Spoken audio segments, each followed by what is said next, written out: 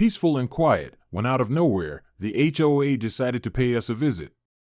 Now, for those of you who don't know, the HOA, or Homeowners Association, is usually filled with folks who think they know how everything should be run.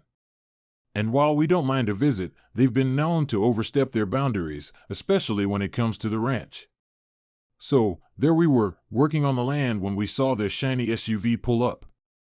I couldn't believe it when they just parked it right in the middle of the field, blocking a section of our driveway. They didn't even ask for permission to park on the property, they just did it. And then they just wandered off to inspect the perimeter of the ranch. Now, Grandpa is an old-school guy. He's got years of experience with practical jokes, and his sense of humor is, well, let's say, a little unconventional. Seeing the SUV sitting there unattended, with the keys still inside, got him thinking. "I'll teach him not to mess with the ranch," Grandpa muttered with a mischievous grin. "You see, our ranch is surrounded by electric fences to keep our animals safe. But what most people don't know is that these fences pack a punch." Grandpa, in his infinite wisdom, decided to connect the SUV to the electric fence, but not in the way you're probably thinking. He ran a wire from the electric fence to the SUV's undercarriage. Now, before you start worrying, let me tell you, this wasn't meant to hurt anyone. Grandpa had no intention of causing damage, he just wanted to send a little message. As soon as the HOA folks came back to their vehicle, the shocking surprise was ready for them.